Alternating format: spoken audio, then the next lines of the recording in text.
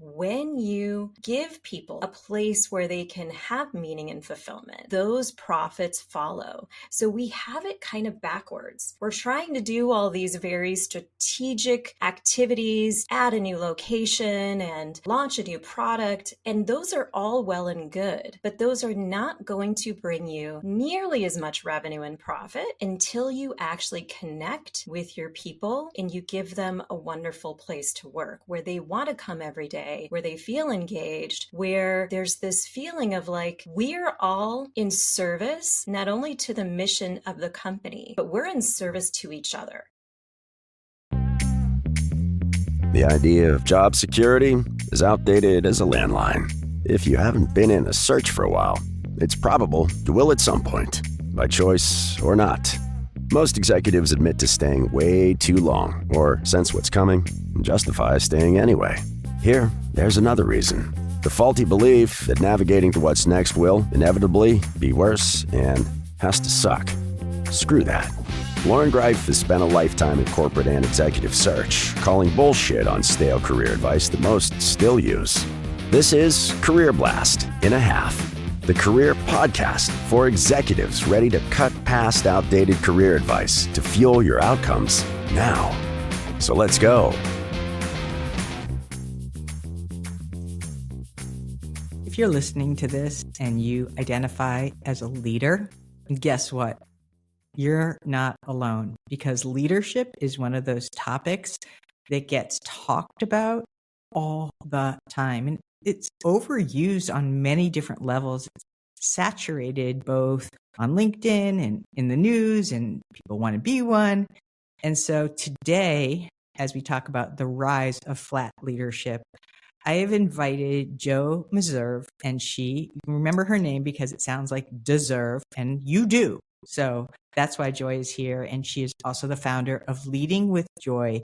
And what we're really going to talk about is not necessarily in the absolute what is leadership, but really being able to provide a before, like what it used to be back in the day, and what you need to know as you are in your career transition, as a leader, what that means today, because this is not only super important, but you want to be able to use these cues so you are aligning with companies that are on board with this type of leadership. Otherwise, you'll be back in the dark ages, and that's not where we want you to be. So, Joy, thank you so much for coming and sharing with us why there is the rise in flatter leadership and how you moved into this turf. Well, thank you, Loren. I'm so excited to be here. So I am talking with a lot of people, especially women, and so many people I speak with are feeling stuck in an unfilling workplace culture because either they themselves or their supervisors have never learned how to effectively motivate and engage not only their employees, but their peers. And so I believe that we can make workplaces better. And I offer executives, leaders, and managers really practical and sustainable frameworks that they can use to create environments where not only the profits thrive, and as you mentioned, that outdated way of leading, right? Transactional process. You will do this to earn us revenue, right? I want not only the profits to thrive, because that comes after, I want the people to thrive as well. So I'd like to offer an updated, more modernized view of the American dream. Okay, so there's a conundrum here, right? Because most leaders have something, a number, a head count, an initiative on their back. So all due respect, and I completely support and validate.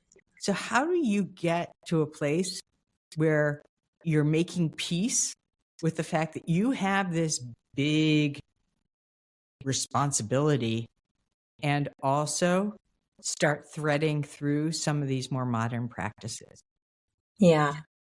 Well, so I think the typical American dream is you get this job just so that you can pay for the house, so that you can have the kids, who then want the dog, and that dog needs the picket fence, right? But that job for too long has been lacking in meaning and fulfillment. And this is at every level. And what leaders typically don't understand is that when you flip that on its head and you give people that, a place where they can have meaning and fulfillment, those profits follow. So we have it kind of backwards. We're trying to do all these very strategic activities to, add a new location and launch a new product. And those are all well and good, but those are not going to bring you nearly as much revenue and profit until you actually connect with your people and you give them a wonderful place to work where they want to come every day, where they feel engaged, where, like you said, there's this feeling of like, we're all in service, not only to the mission of the company, but we're in service to each other. And I think that's where you get that flat leadership you're talking about. So for those of us who have spent any time in the quote unquote ivory tower, come on down, because honestly, this is really, it's vital. And we're going to talk about ways that this is also incorporating your job search, some of the language that you might want to use that tips them off to say, hey, this person is the real deal as far as a leadership in today's organizations. So the first area I would love for you to split apart is empowerment versus control. So I don't know about you, but I've not had a lot of leaders who were necessarily empowering. In fact, almost the opposite, disempowering. So how do people in their search find out, like, are they that? Or are they micromanaging? Are they controlling? It's very hard. I mean, how much are you going to be able to glean off of LinkedIn? And interviews, while some people would argue are very long and lengthy, they are also not necessarily a pure depiction of what it's going to be like when you're there. Yeah. Yeah. So you're going to want to look for words like, I want to give opportunities to people. I'm invested in the growth. So a leader's core responsibility at our core is to grow more leaders for the organization.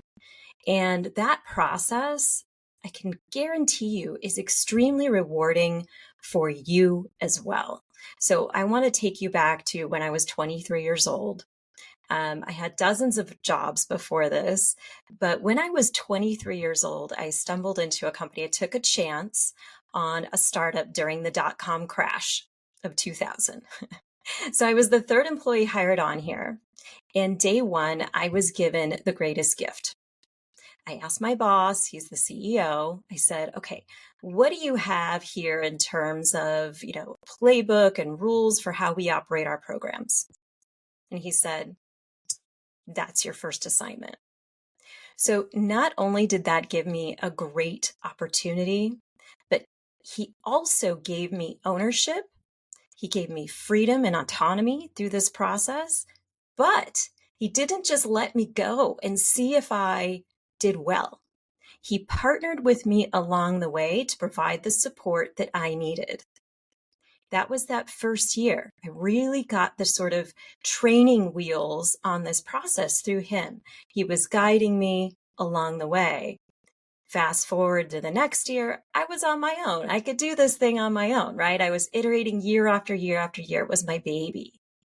And so I fell in love with this place. I fell in love with the job. I fell in love with the people. I was able to hire amazing people.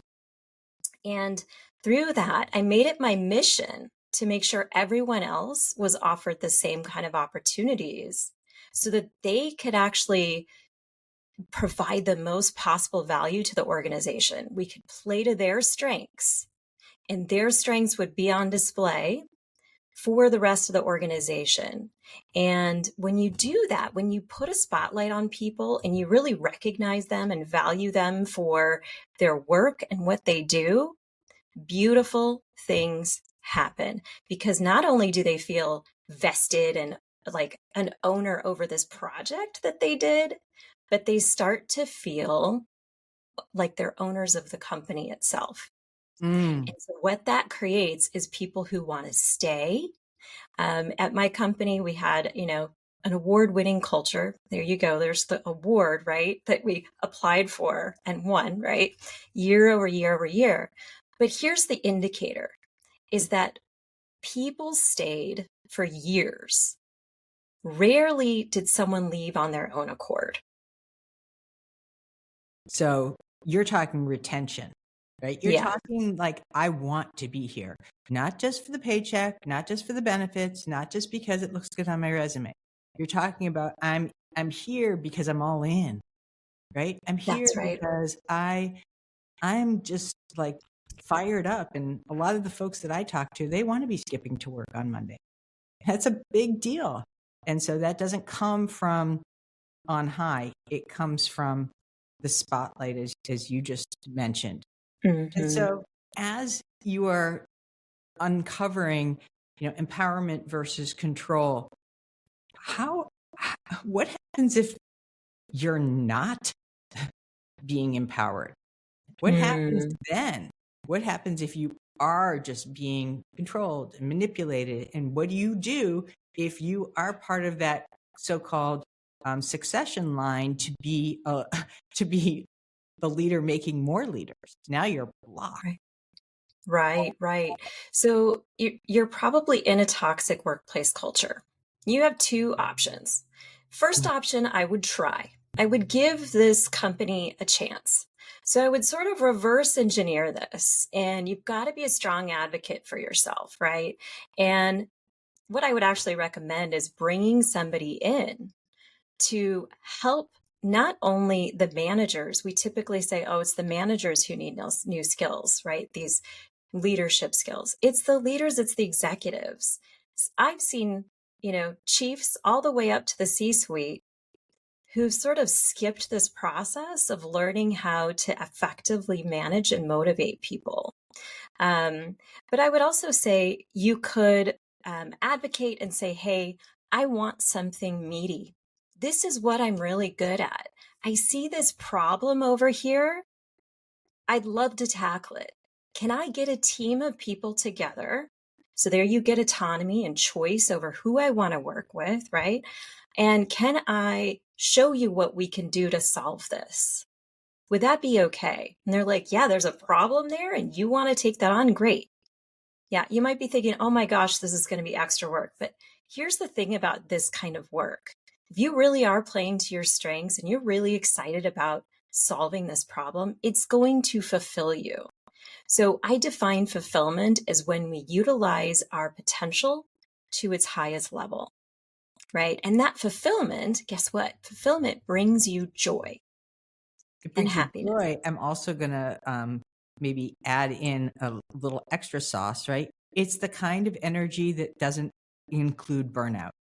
Yes. So I think that there's a really important nuance there, because what I don't hear you say is, yeah, and you're going to be just, burning the midnight oil and you're going to feel joyful over it. No, you're going to feel a sense of excitement and or momentum around that, so that it's not an assignment that is just more workload. It's an assignment that comes with opportunity for you to be like strutting your stuff.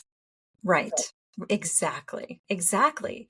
And you just said strutting your stuff. So you're also going to say, hey, I want an opportunity to share this with the team, right? I want to be able to have some time to present this, to educate them on this is how we do this now, or I created this thing that's going to help everybody, or this is the new direction I believe we should go in. Can I speak to the board?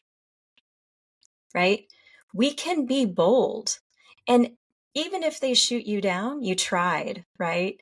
And so that's going to give you the litmus test for your option number two. Your option number two is to work with Loren, is to get out of there and work with Loren to find a place that's going to give you that ability to spread your wings and really come into your own in terms of owning things and feeling like you're contributing to a company, that you're being seen, heard, and valued for all that you do, that you're appreciated for that work. That's where you want to be. But if you really want to give this company a shot, you believe it's in its mission, then you've got to advocate for yourself and your team. And I always find volunteering is great. Every leader loves a volunteer. Fantastic. So all I can think about is that Clash song, "Should I Stay or Should I Go Now?" It's literally like I have this theme song in my head. And, I appreciate that you talked about the litmus test, because there has to be some kind of accountability to when you're just knocking your head against the wall and at the same time offering the benefit of the doubt. Because what I'm going to ask is, now when you are managing up, that's also another form of leadership, right? Because not everybody read the memos or had the same quote unquote training. So don't think that just because you're not at the so-called higher level that your leadership is compromised. That's right. That's right. Exactly. So we're going to move on to the next kind of bucket that I want to talk about, because I'm sure you're acutely aware that a lot of the DE&I efforts around inclusivity are not exactly the popular kid in the organization right now. Mm-hmm. And so as somebody who is a big believer in inclusivity, minority of race, sex, all of it, thought, how does this leadership kind of current and currency, how does that fit into today's organizations when it's being so-called deprioritized? Mm-hmm. Well, I will tell you that if you want to grow in an organization, what you need to do is lift those around you and under you up. So if you're at a certain level, right, and you have a team of people that you manage, when you all of a sudden lift this person up to a new level and they start managing more people because they're ready for it, your status grows in the company.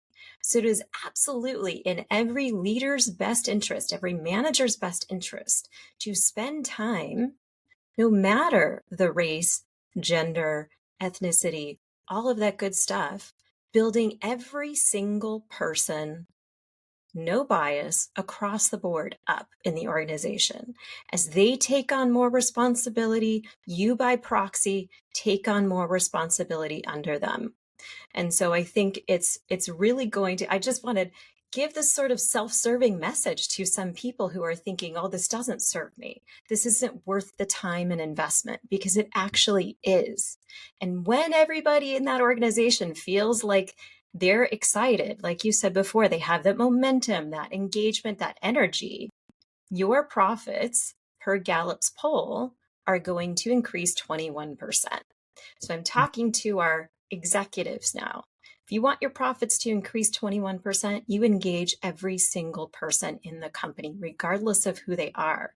And I'm saddened by the fact that our DE&I efforts are being the first thing looked at, because I think that what we're teaching with that is we're teaching objectivity. Mm-hmm. And when we deliver feedback to our people, it is so important that we are objective, right? So I guess, I'm with you, right? And I'm on your bus. Like I'll crusade day and night for this same thing. But as somebody who is a leader exploring opportunities, then one of the questions from not that much of a recent past was really like a lot of the hiring managers and the cultures would be talking about it. And from a lot of what I know, they're taking that off of their websites. They're just moving some of that kind of corporate discussion and or line in the sand or stake in the ground, and they're removing that. And I don't know necessarily if that's because it's an election year or what the agenda behind that is. But where else? I mean, the only place that I can think of would be LinkedIn to be able to get a bird's eye view of what is really happening. But what else can anybody who is in a search do to be able to sniff out like the real advocacy for Hmm. inclusivity when it is not necessarily Hmm. part of the selling point of that organization? Right. Okay. So you're saying it's disappearing from the front-facing website. However, organizations and the people inside might still be advocates on the inside of the, they might still have these programs. They're just not advertising them. Is that what you're saying? Yeah, So for sure. I how do mean, we find we don't. them? I mean, we don't even know if they are kind of elevating them or speaking up about them. I'm not sure. I can't know from every organization. What I do know is that it's a heightened concern because we know that budgets are being cut in this area, that a lot of those programs are deprioritized, and some of the websites have actually made adjustments in order to make sure that there is no trail of a leaning towards one or the other. Hmm. I think the word that is killing all of this, right, is this idea that companies had to prepare for a recession. And so there was this kind of excuse of layoffs. Now, when one company sees another company doing layoffs, they feel like, oh, good, if we do a layoff too, we'll just blend in. It's everybody's doing layoffs right now. The word that I find that is sort of the telltale sign they're going to cut programs like this is lean. If you hear that and your executives and leaders are saying, well, we run really lean here, that Mhm. means anything that might be provided for the employee's benefit is in jeopardy of being cut. That means that they are really just focused on one thing, driving revenue. So that is the word I would look for and ask, like, how lean of an organization are you? Is that one of your values? Is that one of your priorities? And if you hear them say lean, I would take a second. I would take a second look. Now, I will say that in my former career of 22 years, there were years when we used that word lean, right? We brought in these high up executives and thought we were going to modernize and professionalize and grow up. And that was the name of the game, especially if you've got venture capital, private equity, especially if you're answering to a board of directors or you were just acquired. Lean is the name of the game for those companies. And so I actually might recommend that you look for organizations that are privately owned and not funded, because those organizations probably are going to be able to place a higher premium on making sure the people are valued and come first. I appreciate that so much. So lean is a code word for all of what you've just described. So Mm-hmm. very, very helpful, and also a great way to kind of sniff test out the real integrity around what that leadership is all about. I want to talk also about this area that really is so hard to measure and also so so I guess you could say celebrated, and that is emotional intelligence over authoritarianism. And so I've also run into these situations where empathy and compassion and other so-called EQ related topics are table stakes for leaders. Table stakes. It's not even a nice to have. However, oftentimes they aren't necessarily measured in performance reviews. Oftentimes it's one of those things that's cost of entry, like I said, and the authoritarian piece is, like I said, rewarded and celebrated. So how does this factor into the difference between old leadership? You're going to get more because you pumped it out, versus some of the other areas that we know emotional intelligence has the real value and long-term stability around? Hmm. So I think that if I were looking for a job right now and I wanted to find a company that was going to not just advertise their values, but really live their values, I would look for a couple of things. So I would look for, okay, what are those values? And I would ask, what about the behaviors? Like, what actually do you do that demonstrates those values? I would really want to get, because I really feel that when we behave a certain way and those patterns are repeated over and over, that's how you get to what their culture is. So if you Mm. can sniff out what those behaviors are, you're going to find a better company. And the second thing is the benefits.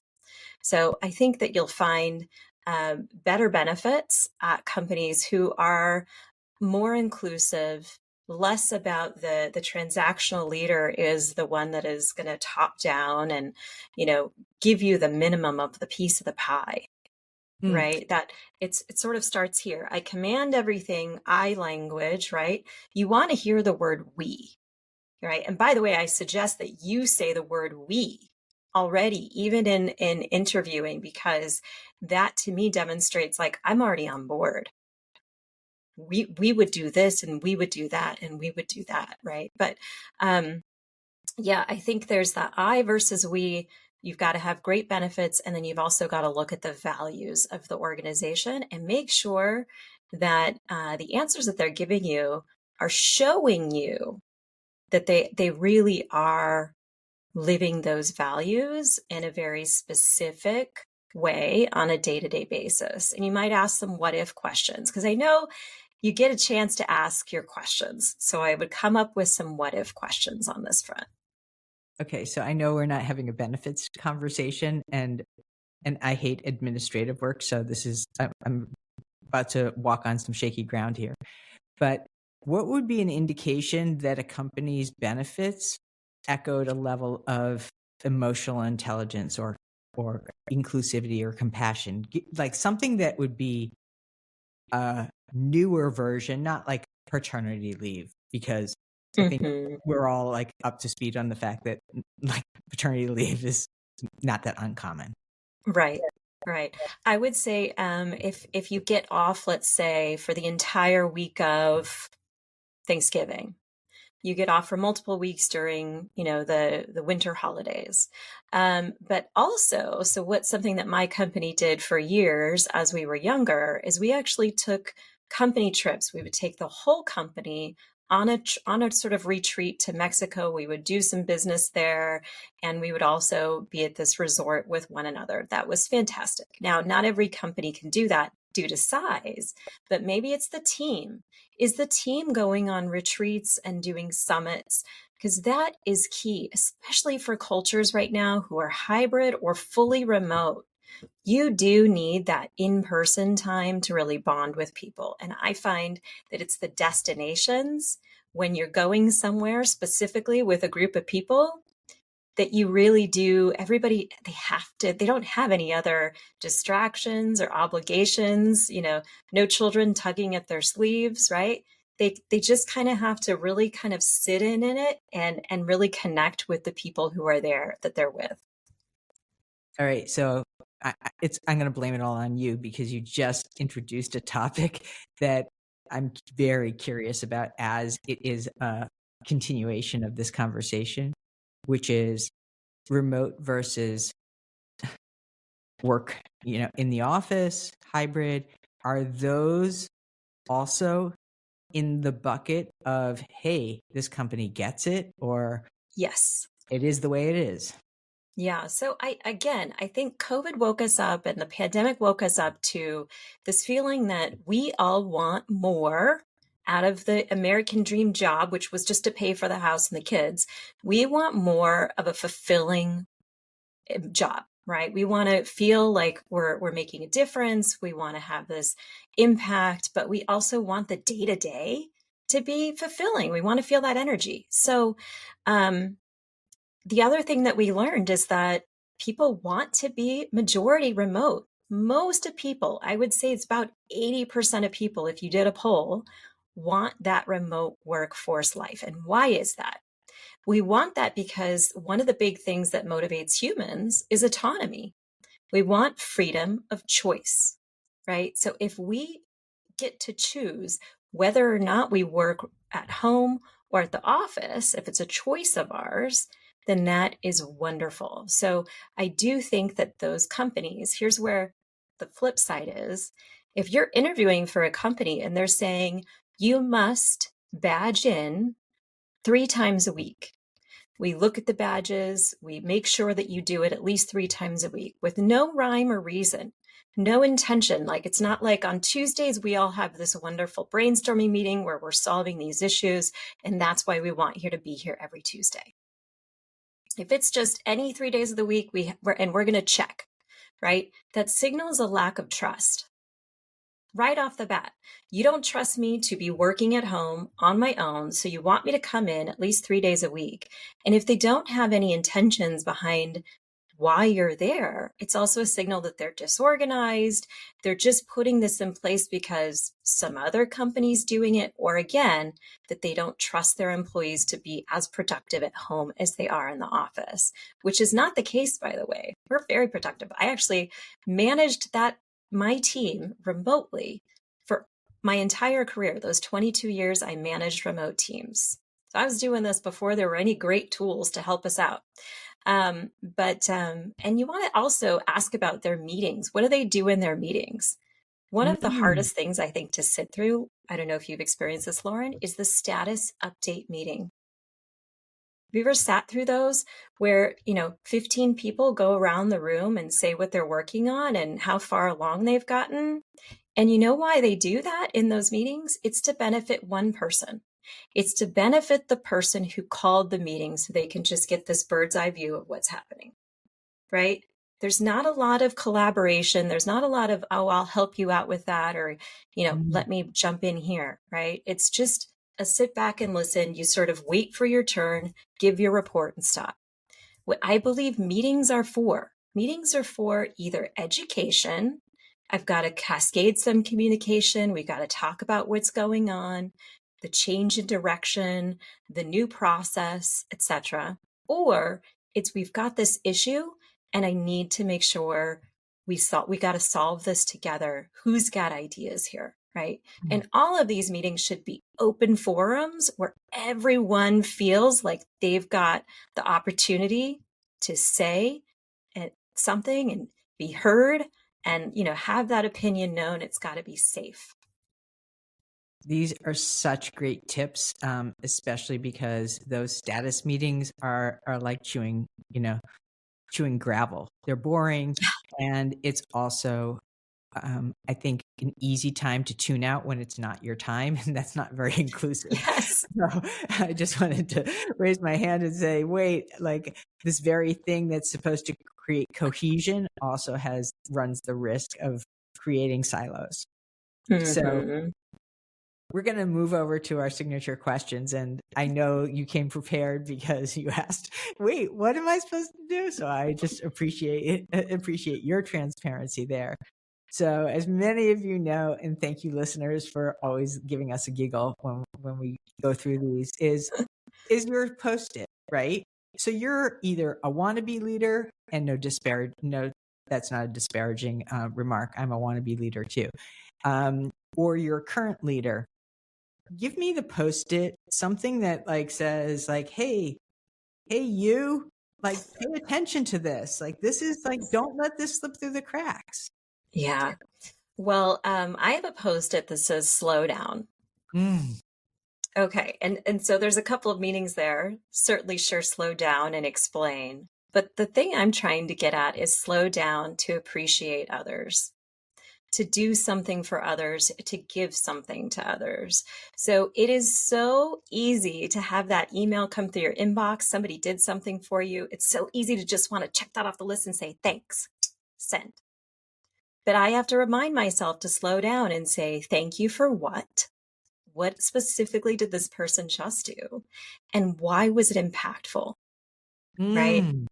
that's the piece that really gets to our limbic brain system, that actually people feel appreciated. It's the feelings there and the We why. call that show me you know me, because it's easy to just flip out a thank you, right? Thank you because what, right? I love that. Okay, Yeah. slow down. And I definitely, I actually need it as a neon sign.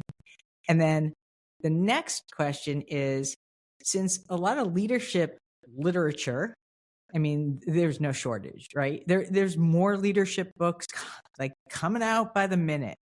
So where can we cut through the volume and really lean into the ones that, or one and or the few that are your go-to? Yeah. So I'm going to give you an old classic. That's okay. I'm a big fan of Dan Pink. And so he has a book called Drive.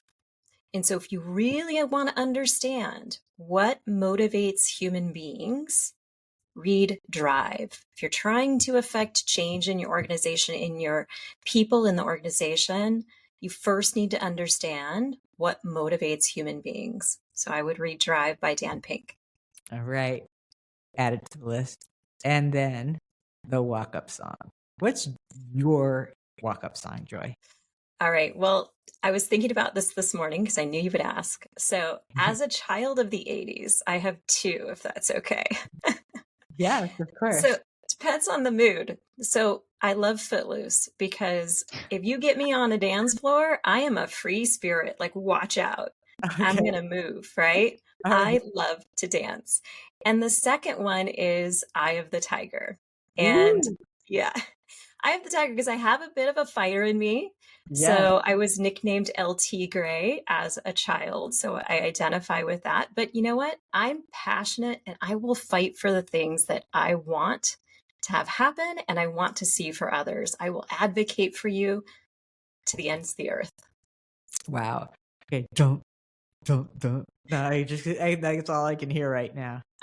Joy, aside from LinkedIn, because we'll definitely include that link, where should people come to find you, and what is the key problem that they need to come to you for? Yeah. Well, I'm on, obviously on LinkedIn, like you said, but leadingwithjoy.com is my website. And I would love for people to come to me if you're really struggling with how to get the most effort, energy, and fulfillment for your people, right? I know you want them to thrive. I know you want to thrive in the process as well. And so I'm going to have you put your oxygen mask on first, and then we're going to jump into helping your people. So come to me for leadership coaching or some training for your people, and sustainable group coaching as well. So we can really make that change in your company and in the environment. Absolutely wonderful. Thank you for spreading the joy, literatively and figuratively. And for those of you who enjoyed this episode, go spread the joy. Please write a review on Apple or Spotify and share this with another great leader who is committed to flattening out that hierarchy and really being an inclusive leader for today's businesses and world, and making more leaders. So look forward to connecting with you. Feel free to reach out, and thanks for listening.